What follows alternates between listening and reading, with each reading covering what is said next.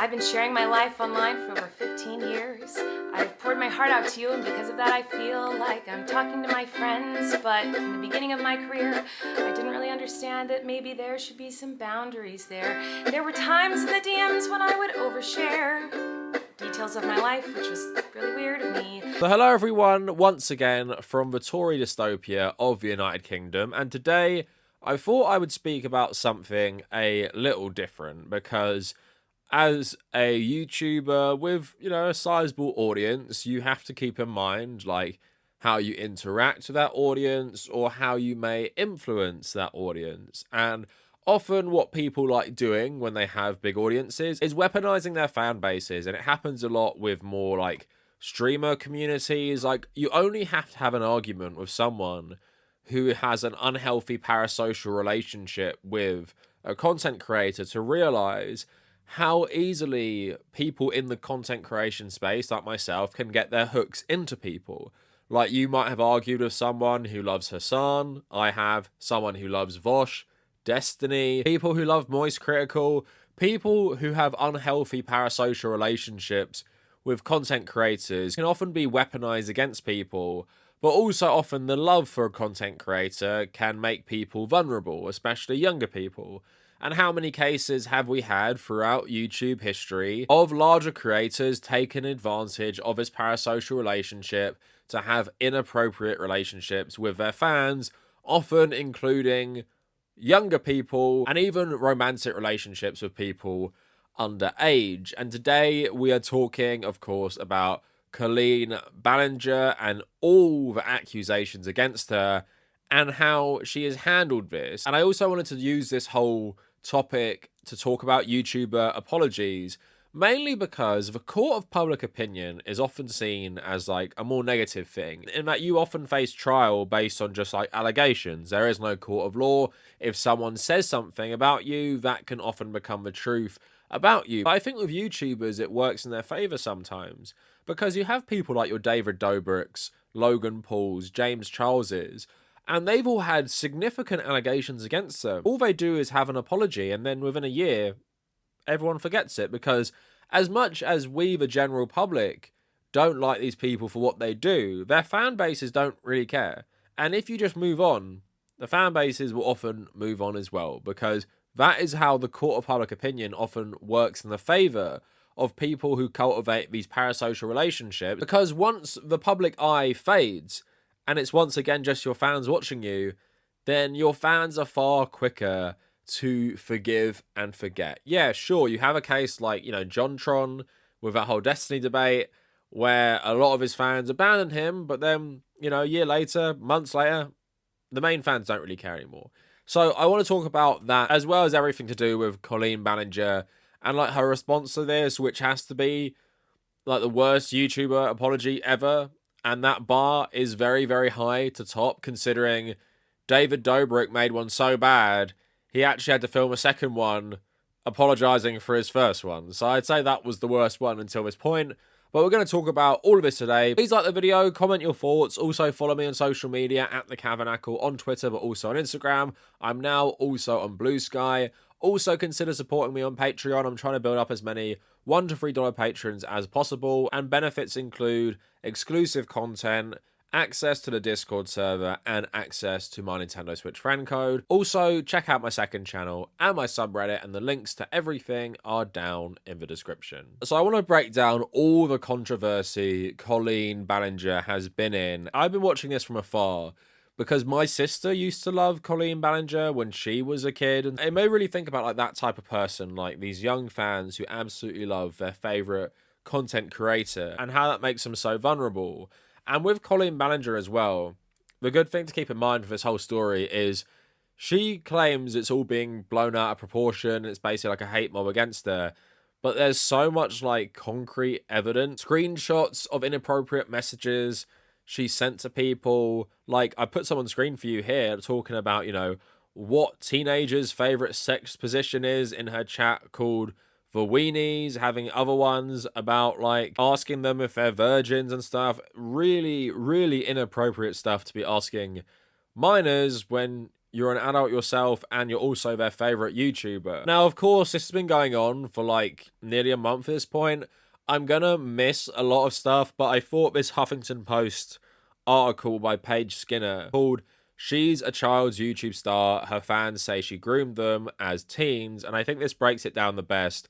Although I am going to miss out probably a lot of stuff. So Adam McIntyre is one of the key people who exposed Colleen Ballinger and exposed these text messages. And Adam has made videos responding to even Colleen Ballinger's recent whatever, I guess that ukulele thing was. So go check out Adam's content if you want like maybe a more in-depth look at this stuff and listen to first-hand testimony revealing all the stuff Colleen Ballinger did. So let's get into this article and just give you a rundown of what this is, because I guess for a lot of people, especially if you follow politics, like you have no clue who this person is. So I think it's helpful before we look at, you know, her apology or whatever it was. On YouTube, Colleen Ballinger appears at first as a positive role model to kids.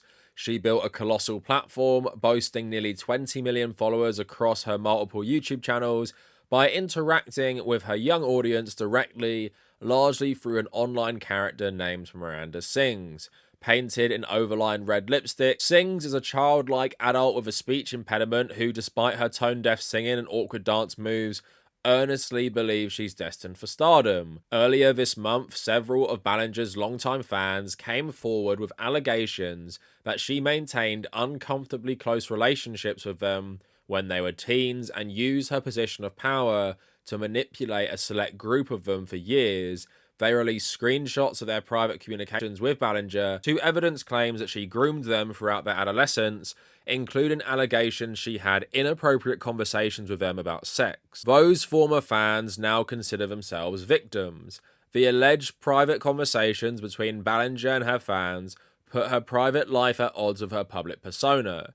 In her messages to her young fans, Ballinger appears to body shame, gossip about other fans, and reveal personal information about her romantic relationships. Talking about Adam here, Adam McIntyre discovered Miranda Sings in 2012 when he was 9 years old. He created a Miranda Sings fan account on Twitter in 2013 and dedicated all of his time to it, he said in a YouTube video. 3 years later, in 2016, McIntyre's dedication paid off. At just 13 years old, he got to interact with his idol directly when she noticed a funny comment he made during one of her YouTube live streams. At one point, Ballinger said she would send a few lucky fans some of her ugly and unused clothes, and that McIntyre was among the chosen. Soon after, McIntyre claims, he received a pair of her underwear in the mail, including a bra and panties. In a 2020 video, Ballinger confirmed that she sent McIntyre the bra and underwear and said the move was completely stupid of her. Soon after that live stream, the two began to talk on a more personal level, mostly via Twitter DMs, and by 2017, he said he was good friends with Ballinger, then 29. McIntyre said Ballinger would bring up sex during their conversations back when he was still 14 or 15. McIntyre wasn't always alone in these interactions with Ballinger. He was also part of a small private group chat on Twitter called Colleen's Weenies, where he and other fans had exclusive and ongoing access to her. In a YouTube video, McIntyre shared one screenshot from a group chat in which he says Ballinger asked McIntyre if he was a virgin and what his favourite position was. In another instance in 2016, McIntyre, then 14, wrote in the Weenies chat that his arse looked good, that Ballinger allegedly responded, "Pics Adam." But the chat wasn't just a place for Ballinger to interact with her fan base, McIntyre claims. She got personal with them too. He said that in 2016, she confided in them about her relationship problems with her then partner, Joshua Evans, who was also a prominent YouTuber at the time. The Weenies said she told them that Evans was an emotionally abusive person, a shocking allegation for a group of young fans. Everyone in the group chat went silent for a second, McIntyre said, and then we're like, "Oh my god, babe, I'm so sorry," like we were having a conversation about homework because we were children. About a week later, Ballinger and Evans announced their divorce. Ballinger didn't say anything publicly about the alleged emotional abuse.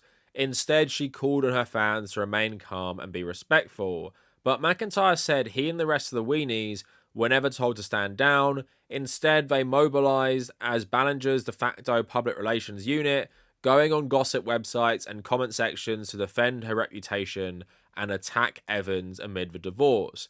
It was a weekly, if not daily occurrence where she would come in the group chat seeking validation, telling us that Josh was abusive, that Josh screamed at her, and that she gave Josh everything, that Josh is running hate campaigns on her, McIntyre said. The connotation was for us to go and attack Josh, or for us to tell the public the truth because she was telling us that he was abusing her. So then we had to go defend her publicly, but she never said anything publicly. After that, McIntyre said his friendship with Ballinger took over his life. He said he spent entire school days messaging her from an iPad and that she would regularly trauma dump on him. Going on to say, I was so involved in this woman's life that it's embarrassing to look back on. There were some days on a school night I would be up until 4 a.m. trying to calm her down or try to give her advice. It was a private thing. So going on to another person, Johnny Silvestri was a 15-year-old freshman in high school when he found Miranda Sings. He said he didn't have friends at school and Miranda filled the void for him. He created a fan account on Twitter and, much like McIntyre, said he quickly found himself in private conversations with Ballinger, and although he wasn't part of the Weenies chat and didn't interact much with McIntyre online, the boys' experience with Ballinger was strikingly similar. Silvestri said he met Ballinger at a meet and greet portion of one of her live shows not long after he saw her videos. After that, he rarely had to pay to get in. Ballinger often comped his tickets, he said. As it went for McIntyre, talking with Ballinger soon snowballed into an all-encompassing activity. He said he and other fans, many of whom were minors, would video chat with Ballinger as often as 5 times a week for several hours at a time. Those conversations were often about Evans. So there is a lot more stuff involved in this, but I thought I'd just, read out a lot of that. That was a pretty lengthy read, and just show you like the types of things that she is going to be responding to. And what it reads to me is, of course, grossly inappropriate relationships with young teenagers, even without the very sexual comments. Insanely inappropriate, absolutely disgusting behavior. It just resembles a lot of what you see online in that you weaponize your own fan base. Now, this is even more drastic because she's not just weaponizing a fan base of people about her age and stuff. She's literally looking for teenagers have basically become part of this mob she can weaponize and, post all about her ex-husband being abusive and stuff like that. Anyone who interacts with YouTube knows that fan bases of creators do have this terrible, often parasocial relationship just organically, and they will defend them no matter what, and they will be heavily invested. But if you are this giant famous YouTuber and you seek out your super fans and you manipulate them to do this, and you incentivize them basically to go on hate campaigns against people or say terrible things about people, they're probably going to do it. And no wonder so many of them are messed up today, because they realize this person essentially groomed them into being like this extremely toxic fan base. And the relationship is inappropriate no matter what age these people are, really. You can kind of see that. But the age of these people and the sexual comments make it really serious, right? And like I said, this is the court of public opinion. This seems like a step too far for most people. Not only is she preying on these young people to manipulate them, she's also sexualizing young people, and the power dynamic is so balanced in her favor for her to get away with this for years, even though she did address sending Adam the bra and stuff. Extremely serious situation, but it's one of those ones where it will just exist in the court of public opinion. I don't know if any of these people could take legal action against any of this stuff, so we have to address it as in the court of public opinion. And when it's the court of public opinion, it all depends on how much the creator involved in these allegations wants to be responsible, take accountability, or feels any shame and regret about everything. And as you can see from the pictures I've shown you and the testimony, this is super serious, super gross. Seems to me there would be normally no coming back from this, but it is YouTube after all. So I actually think she will survive this, even though she has made an absolutely insane apology. And I made a whole video about this where YouTuber apologies are often not apologies. They just acknowledge what they did and say sorry, right? That's not an apology. Saying I did X, Y, and Z I guess I feel bad and I'm sorry is not an apology. But she didn't really want to do that. So she posted a video yesterday called Hi, where she plays a ukulele and sings a song about how all these allegations against her are false and wrong, despite the fact she's admitted some of them in the past. And we have like literal photo evidence and testimony from people all describing similar experiences. It doesn't really get much more credible. So much so, pretty much every mainstream media outlet is running with a story, which if it didn't seem credible, none of them would do because they know they probably get sued. So obviously all the internet hated this. I'll play you a tiny bit of it, but it is 10 minutes long, so I'm not going to play you much of it. It's also super cringeworthy. And then I'm just going to read you some of the lyrics, and then we can talk about this. So here's a tiny bit of it. Hi everyone. I've been wanting to come online and talk to you about a few things.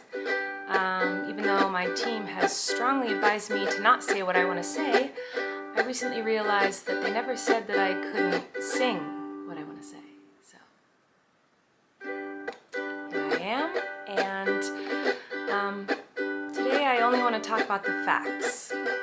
So I hope that you'll be willing to listen. Here we go. Many years ago, I used to message my fans, but not in a creepy way like a lot of you are trying to suggest. It was more of a loser kind of way, where I was just trying to be besties with everybody. It's kind of like when you go to like a family gathering, and there's a weird aunt there who keeps coming up to you and going like, "Hey girl, what's the tea?" And you're like, ugh. That was me, but in group chats with my fans. It was weird. Thankfully, lyric websites have already posted everything. So she says, I took a little break. A lot of people are saying some things about me that aren't quite true. Doesn't matter if it's true though, just as long as it's entertaining to you, right? You guys are having fun. All aboard the toxic gossip train, chugging down the tracks of misinformation. Tie me to the tracks and harass me for my past. Those rumors look like facts if you don't mind the gaps. I won't survive in the crash, but hey, at least you're having fun. I didn't really understand that maybe there should be some boundaries there. There were times in the DMs when I would overshare details of my life, which were really weird of me. I haven't done that for years, you see, because I changed my behavior and I took accountability, which she really seems not to be doing. In all seriousness, I do think it's really important to hold people accountable for their mistakes. We should hope that everyone can learn from their mistakes and grow and change their behavior and be a better person. This is something that I've always tried to do when I make mistakes. Oh, I'm sorry I didn't realize that all of you are so perfect, so please criticize me, bring out the daggers made from your perfect past, and stab me repeatedly in my bony little back, and I'm sure you're disappointed in my song. So everybody gather around because we're about to attack, but not based on facts, no. Have I made some jokes in poor taste? Yes. Have I made a lot of dumb mistakes? Yes.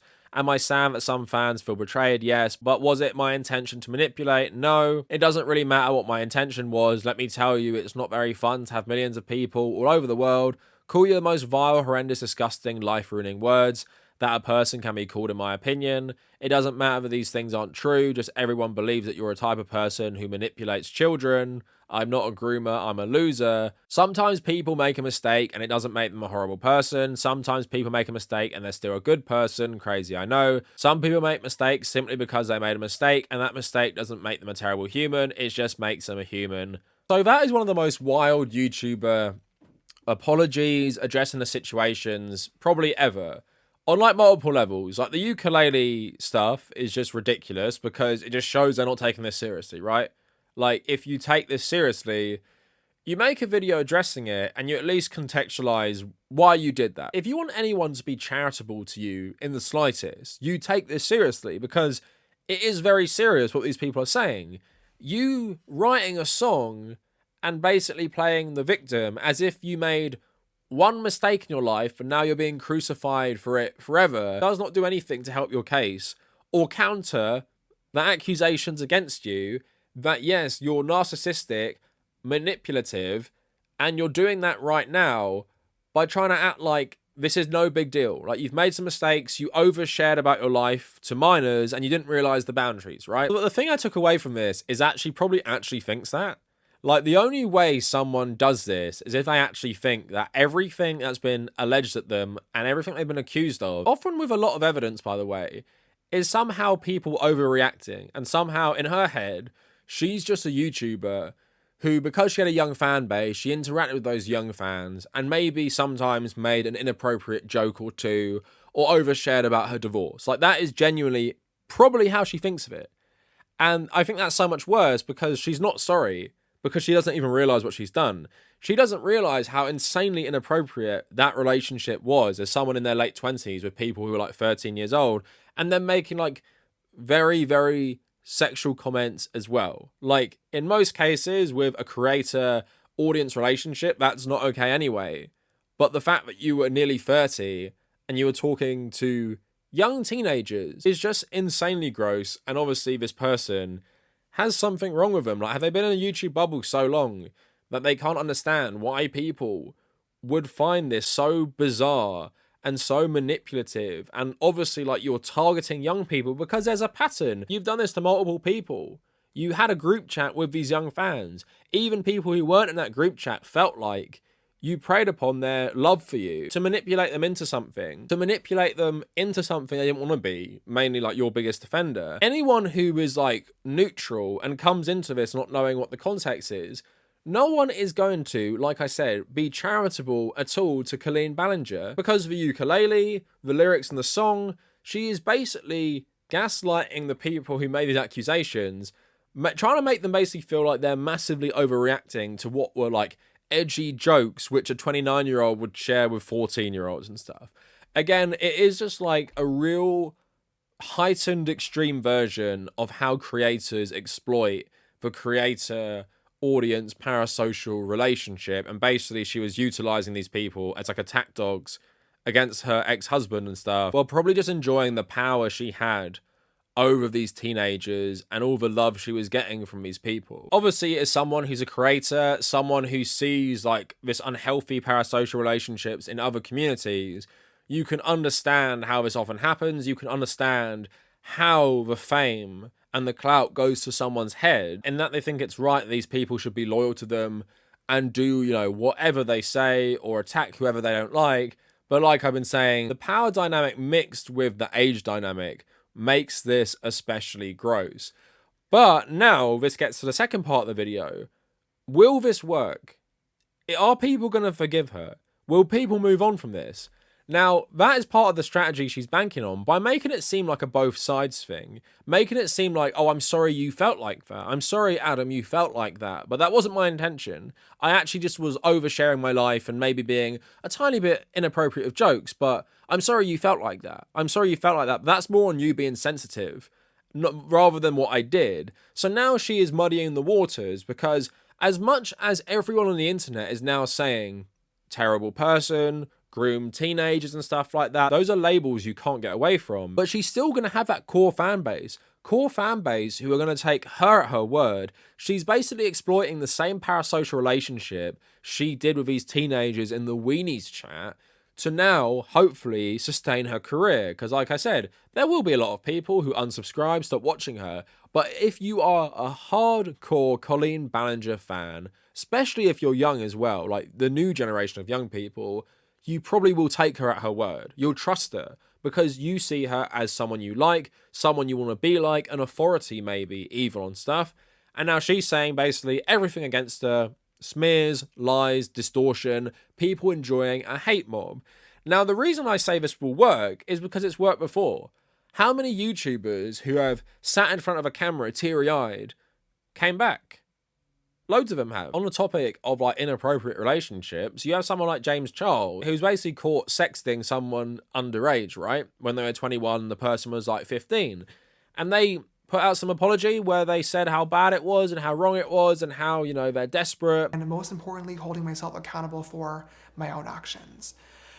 First and foremost, I need to say sorry. I owe a massive apology to anybody that I've hurt or anybody that I've made uncomfortable with my actions. And I also want to say I'm sorry to my friends, family, and fans that have to watch another one of these videos because you shouldn't have to, and this is really, really embarrassing. People moved on. People don't care. You go on James Charles' channel right now.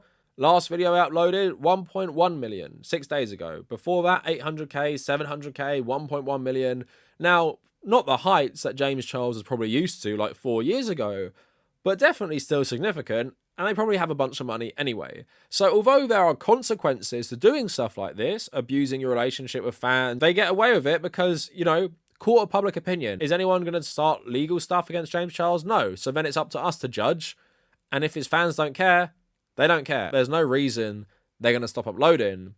And I suspect the same will be true of Colleen Ballinger. Like, if there's an audience, she'll keep uploading because that's her income. And then you have David Dobrik as well, who has a whole massive host of allegations against him, like terrible stuff, you know, permanently injuring one of his friends in one of his crazy pranks. Again, an abusive dynamic where he facilitated one of his mates having sex with someone who was not able to consent.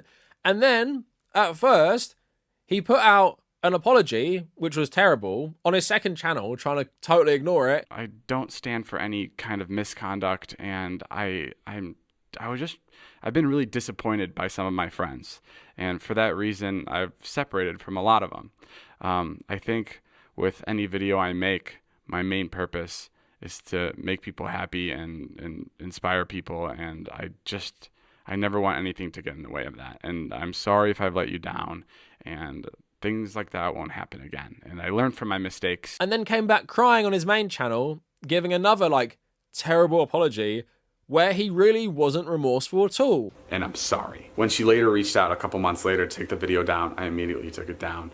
And I want to apologize to her and her friends for ever putting them in an environment that I enabled that made them feel like their safety and values were compromised. I'm so sorry. I was completely disconnected from the fact that when people were invited to film videos with us, especially videos that relied on shock for views or whatever it was, that I was creating an unfair power dynamic. I did not know this before. It was completely wrong, and I wish I was more responsible, and I wish I was more aware at the time, and I'm so sorry I missed that. But despite these terrible apologies, despite him clearly not having much remorse, you go on his channel like the year afterwards, and all his videos were getting crazy views, 8 million, 10 million, 10 million, 8 million, 9 million. On his second channel, he was still getting crazy views. Now, because these are all a year ago, you might think, well, David Dobrik was so cancelled he had to quit YouTube. No, he's just moved to Snapchat and gets even more money, and he's also started opening like pizza restaurants and stuff, right?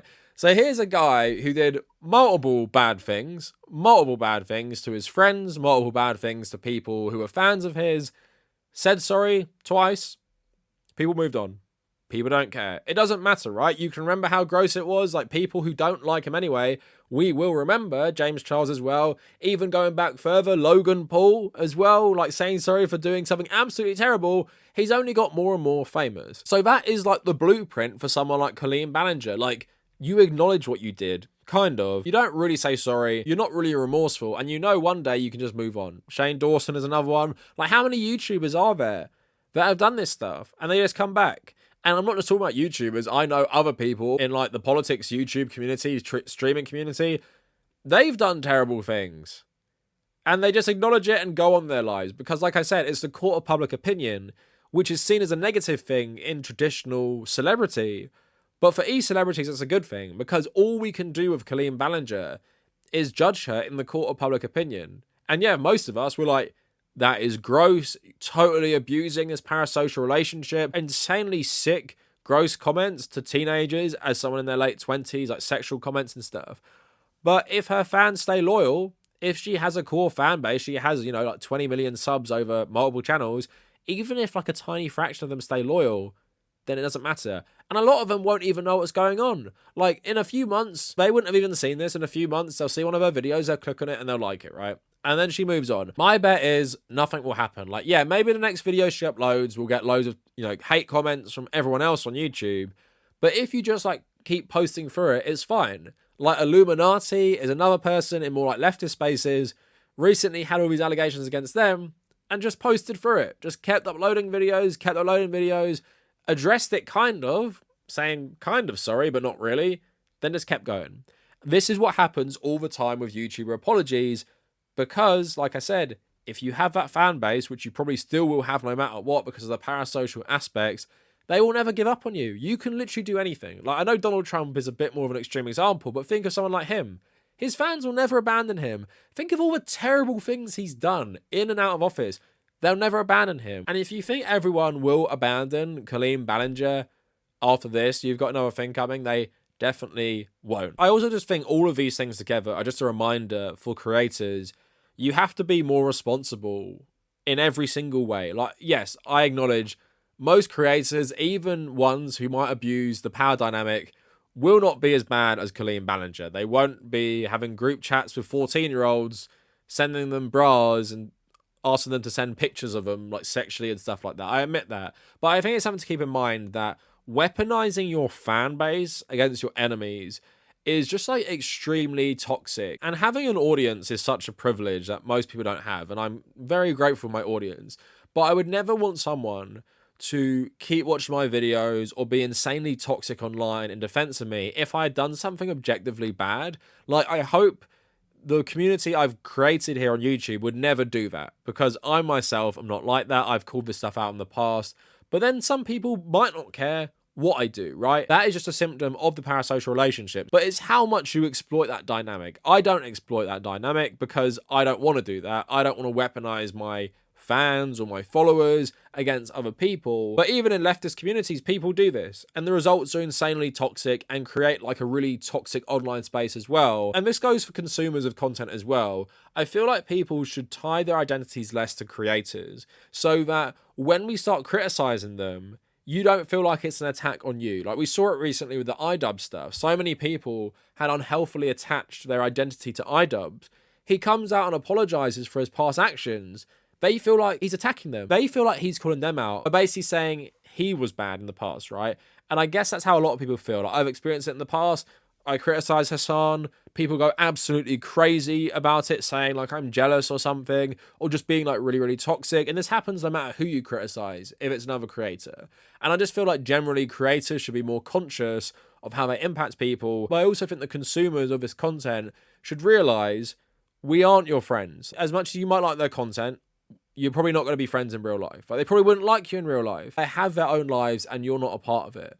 So going online and just defending them like it's your best friend or family member is just ridiculous. And it also allows you to be manipulated by these people. I'm talking more about adults here. With Colleen Ballinger, it was the double of young people and fans who loved her. So it's really easy to take advantage of them. But yes, we should all be more conscious, and Colleen Ballinger should take accountability. She should actually put out a real apology explaining herself, not this insane song basically downplaying everything because she's trying to muddy the waters so she can continue to have a successful YouTube career.